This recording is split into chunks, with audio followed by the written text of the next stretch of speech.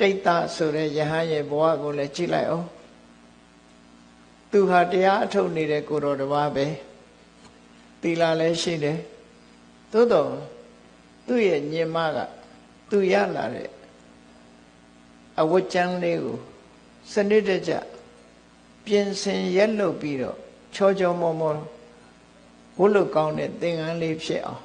ပြုပြင်ပြီးသင်္ကန်းအဖြစ်ချုပ်ဆိုးပြီး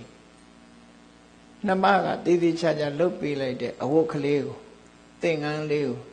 လက်ဖြင့်ကကြရင်ဒီသင်္ကန်းလေးယုံပြီးတော့ဆွမ်းခံသွားမယ်ဆိုတဲ့အတွေးလေးနဲ့ဒုက္ခကနေတာ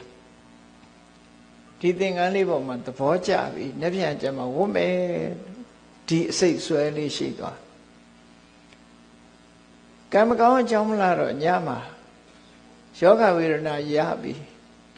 အဲ့ဒီသင်္ကန်းလေးကိုဝတ်မသွားရတော့ဘူးဆိုတဲ့အတိလေးသိလာတဲ့အခါမှာ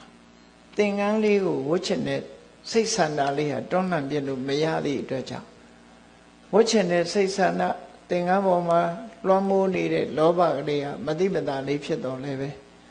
အဲ့ဒီလောဘရဲ့ဆောင်ကျဉ်မှုကြောင့်သင်္ကန်းထဲမှာတန်လေးသွားဖြစ်တယ်ဆိုတဲ့ဇာလန်းလည်းပဲအလုံးကြားဖို့နေကြအဲ့တော့စိတ်ဟာဘလောက်ဒုက္ခပေးတယ်စိတ်အခြေအနေပေါ်ကြည့်ပြီးအကုသိုလ်တွေကဘလောက်ဒုက္ခပေးတယ်ဆိုတာစဉ်းစားကြည့်ပေါ့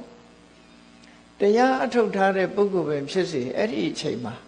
ဒါလေးကိုတွန်းလှန်မှုမေ့လျော့သွားတာဟာတတိတမ္ပစဉ္ညာအာနေခဲ့လို့ပဲလို့ပြောမှာဖြစ်တယ်ပေါ့